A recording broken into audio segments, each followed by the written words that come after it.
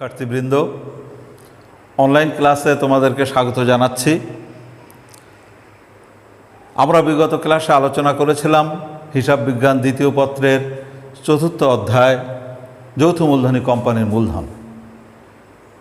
সে অধ্যায়ে আমরা বিস্তারিত আলোচনা শেষে আমরা শিখেছিলাম যে আসলে কিভাবে যৌথ মূলধনী কোম্পানি শেয়ার বিক্রির মাধ্যমে তার মূলধন সংগ্রহ করে।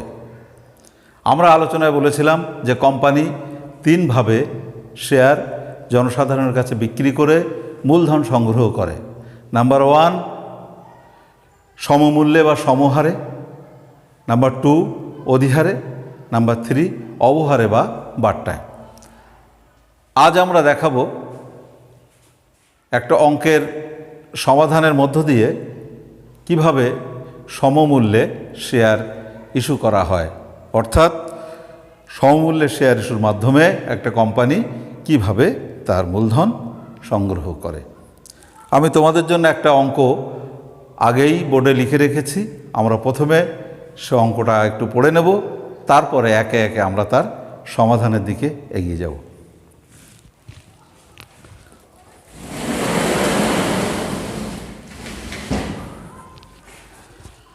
প্রিয় শিক্ষার্থীবৃন্দ, এখানে একটা অঙ্ক আগে থেকে লেখা আছে। অঙ্কটা আমি পড়ে নিচ্ছি, এরপরে আমরা সমাধানে যাব। নাভানা কোম্পানি লিমিটেড প্রতিটি 25 টাকা মূল্যের 40,000 শেয়ারে বিভক্ত 10 লক্ষ টাকার অনুমোদিত মূলধনে নিবন্ধিত হয়। কোম্পানি এর 25,000 শেয়ার সমহারে ইস্যুর জন্য পত্রিকায় বিজ্ঞাপন প্রচার করে। 30,000 শেয়ারের আবেদন জমা হয়। কোম্পানি যথাসময়ে ইস্যুকৃত শেয়ারগুলো বিলি করে এবং অতিরিক্ত আবেদনের অর্থ ফেরত দেওয়া হয়। করণীয়: ক, ব্যাংক হিসাব প্রস্তুত করো। খ, প্রয়োজনীয় জাবেদা দাও। গ, কোম্পানির আর্থিক অবস্থার বিবরণী প্রস্তুত করো। প্রিয় শিক্ষার্থীবৃন্দ, আমরা অঙ্কের সমাধান খ অর্থাৎ জাবেদাটা আগে করে নেব। আমরা যদি জাবেদাটা আগে করে নেই তাহলে আমরা ক অর্থাৎ ব্যাংক হিসাব প্রস্তুত করতে সুবিধা হবে। সেজন্য আমরা প্রথমে কোম্পানির বইতে জাবেদা করে নেব। প্রিয় শিক্ষার্থীবৃন্দ, আমরা অঙ্কটা পড়ে আমরা দেখলাম যে কোম্পানির 25,000 শেয়ার বিক্রি করতে চায়, কিন্তু 30,000 শেয়ারের আবেদন জমা হয়েছে। তো আমরা প্রথমে খ করছি, করণীয় খ, এরপরে আমরা ক করব। আমরা প্রথমে একটা জাবেদার ফরম্যাট আমরা এঁকে নেব, এরপর একে একে আমরা জাবেদাগুলো উপস্থাপন করব।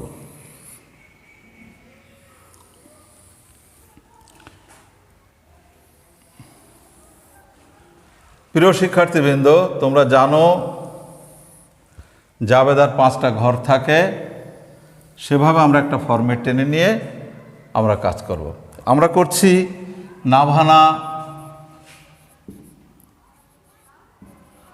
নাভানা লিমিটেডের জাবেদা। প্রথম ঘর হচ্ছে তারিখ, বিবরণ। জাবেদার বেলায় তোমরা জানো লিখতে হয় খতিয়ান পৃষ্ঠার নম্বর। এখানে ডেবিট টাকা, ক্রেডিট টাকা। আমরা গত ক্লাসে বলেছিলাম যে প্রথমে ব্যাংকে আবেদনের টাকা জমা হবে। সেই হিসাবে আমাদের এই অঙ্কের সমাধানে প্রথমে 30,000 শেয়ারের আবেদনের টাকা ব্যাংকে জমা হয়। তাহলে আমরা এখানে লিখব ব্যাংকে প্রথমে টাকা আসবে, জাবেদাটা হবে ব্যাংক হিসাব ডেবিট, আর শেয়ার আবেদন হিসাব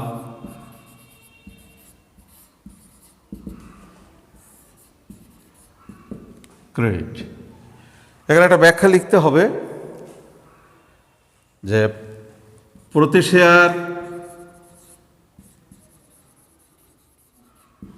25 টাকা দরে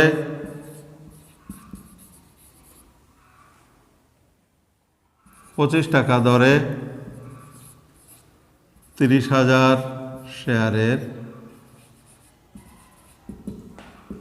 আবেদন পাওয়া গেল।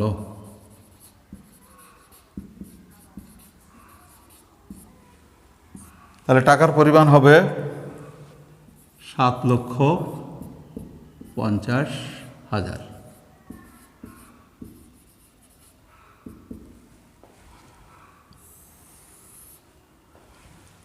এবার আমরা দ্বিতীয় জাবেদার উপস্থাপন দেখাবো।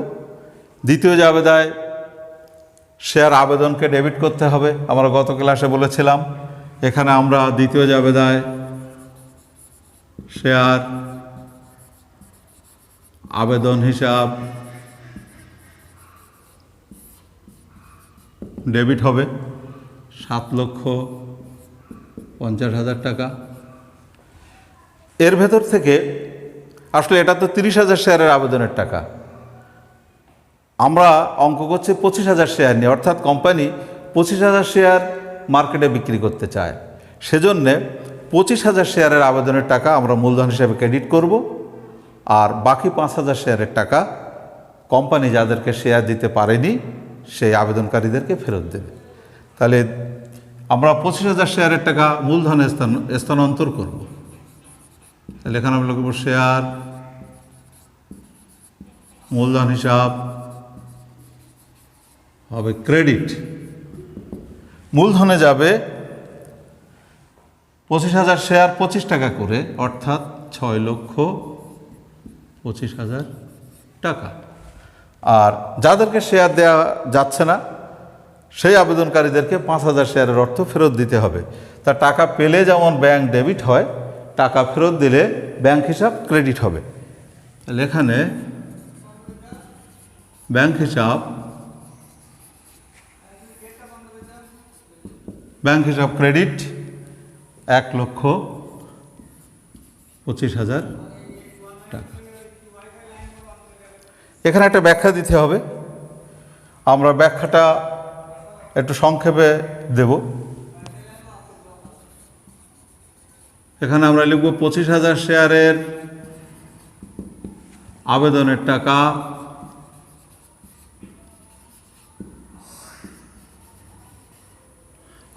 টাকা মূলধন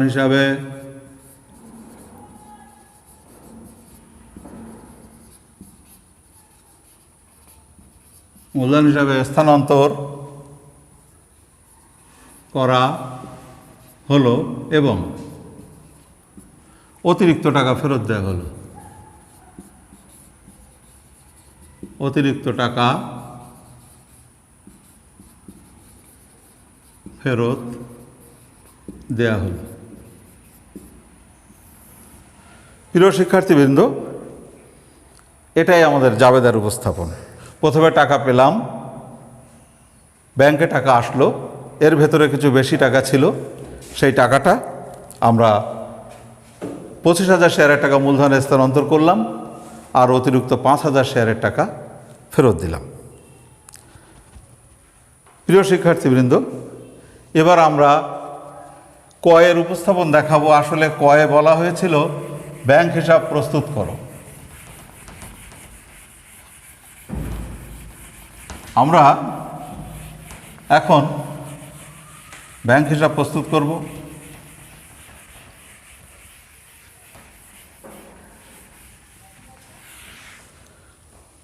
এখানে আমাদের ব্যাংকে টাকা এসেছিল 7,50,000, আর ফেরত দেয়া হয়েছে 1,25,000।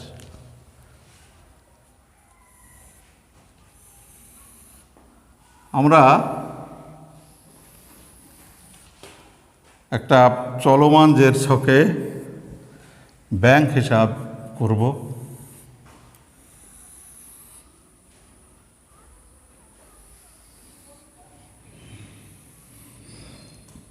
শেষের অংশটা আমরা ব্যালেন্স হিসেবে দুটো ভাগ করে দেব, ব্যালেন্স বা উদ্বৃত্ত বাজের।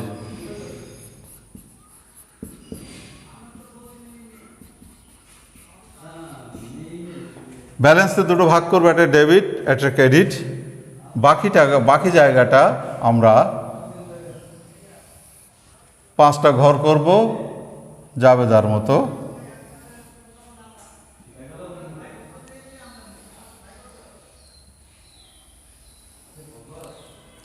এখানে আমরা করছি ব্যাংক হিসাব, তারিখ, বিবরণ। যেহেতু এটা খতিয়ান সেহেতু এখানে হবে জাবেদা পৃষ্ঠা নম্বর, এখানে ডেবিট কলাম টাকা, আর এটা ক্রেডিট টাকা।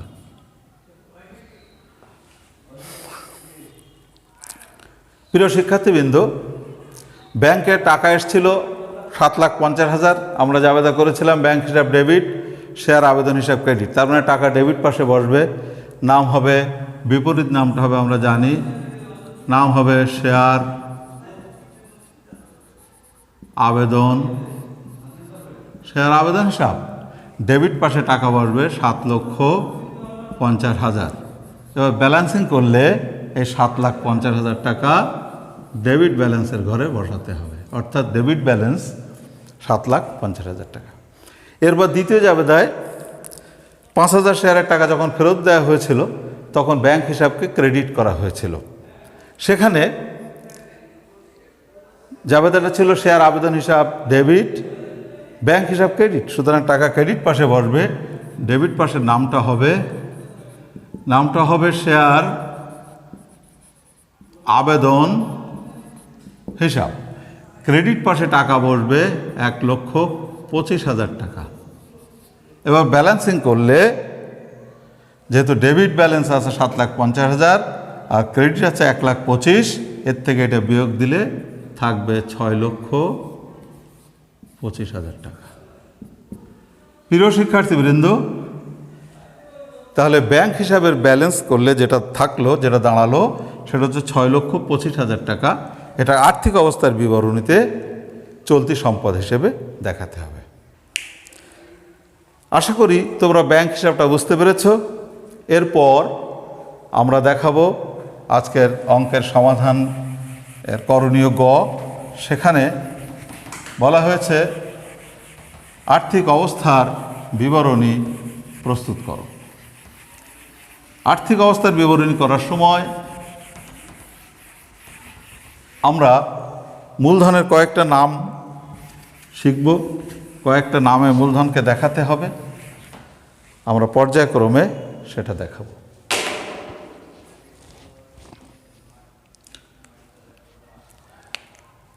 এখন আমরা একটা আর্থিক অবস্থার বিবরণীর দাগ টেনে নেব।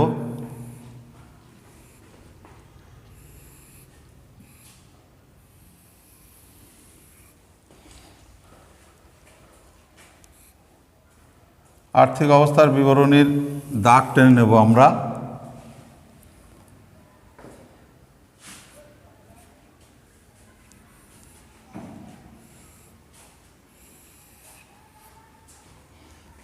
দুইটা টাকার ঘর রাখবো,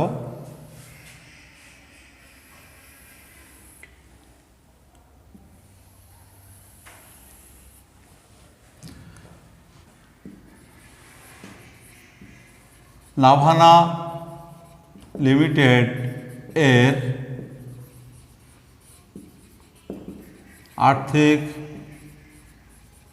অবস্থার বিবরণী। এখানে বিবরণ আর দুইটা টাকার ঘর হবে, টাকা টাকা। আমরা গত ক্লাসে বলেছিলাম যে আর্থিক অবস্থার বিবরণী করার সময় মূলধনের উপস্থাপন যখন আমরা দেখাবো, মূলধনকে আমরা 4টা নামে দেখাবো। এখন আমরা দায় পাশে মূলধন লিপিবদ্ধ করার সময় যে নামগুলো ব্যবহার হয় তার সাথে পরিচিত হব। তো আমরা দায় পাশটা আগে করছি। দায় পাশটাকে আসলে বলা হয়, দায় পাশে দুটো জিনিস থাকে, মালিকানা সত্ত্ব বা শেয়ার হোল্ডার সত্ত্ব ও দায়সমূহ। এটা আমরা মিডিলে লিখে নেব, কোলন দেব। দিয়ে দায় পাশে যে 4টে স্টেপ আছে আমরা বলেছিলাম, প্রথম স্টেপ শেয়ার মূলধন, দ্বিতীয় স্টেপটা সঞ্চিতি উদ্বৃত্ত, তৃতীয় স্টেপ হচ্ছে দীর্ঘমেয়াদী দায়, সর্বশেষ হচ্ছে চলতি দায় ও ভবিষ্যৎ ব্যবস্থা। এখানে অত কিছু নেই, ওগুলো আমরা আর্থিক অবস্থার বিবরণীতে গেলে পাবো। এখানে আমরা মূলধনকে ওই 4টে নামে উপস্থাপন করব। তাহলে প্রথম স্টেপের নাম হচ্ছে শেয়ার মূলধন।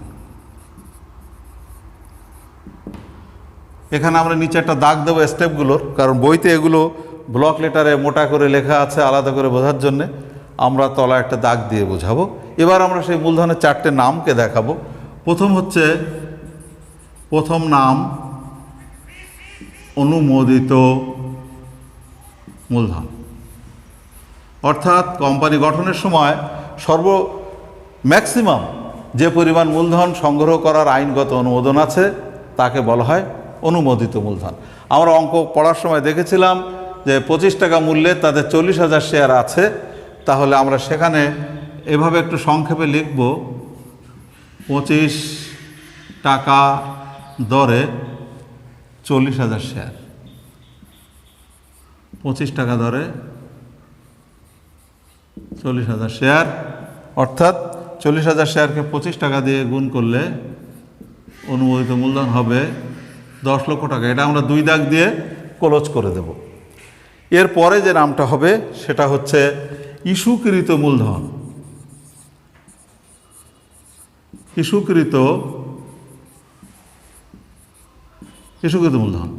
ইস্যুকৃত মূলধন বলতে বোঝায় কোম্পানি যতগুলো শেয়ার বিক্রি করার জন্য পত্রিকায় বিজ্ঞাপন প্রচার করেছিল, তা কোম্পানি 25,000 শেয়ার বিক্রি করতে চেয়েছিল, সেটাই হবে ইস্যুকৃত মূলধন। তাহলে আমরা এর একটু সংক্ষেপে লিখব 25 টাকা দরে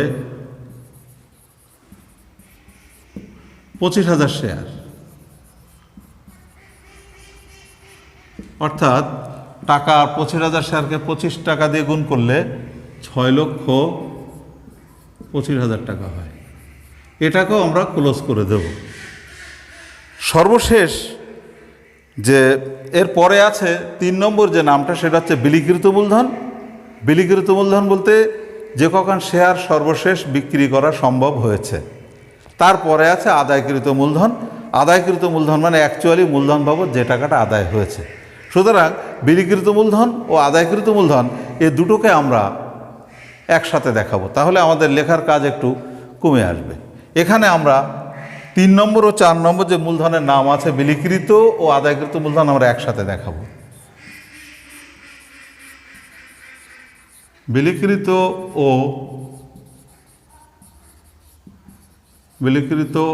আদায়কৃত মূলধন। প্রিয় শিক্ষার্থীবৃন্দ, এই আদায়কৃত মূলধনকে পরিশোধিত মূলধনও বলা হয়, একই কথা। এখানে আমরা এটাই হবে, কারণ 25,000 শেয়ার বিক্রি করতে চেয়েছিলাম, 25,000 শেয়ার বিক্রি করা সম্ভব হয়েছে, সুতরাং ইস্যুকৃত এবং বিলিকৃত মূলধন একই হবে। তাহলে এখানে আমরা একটু লিখি 25 টাকা দরে 25,000 শেয়ার।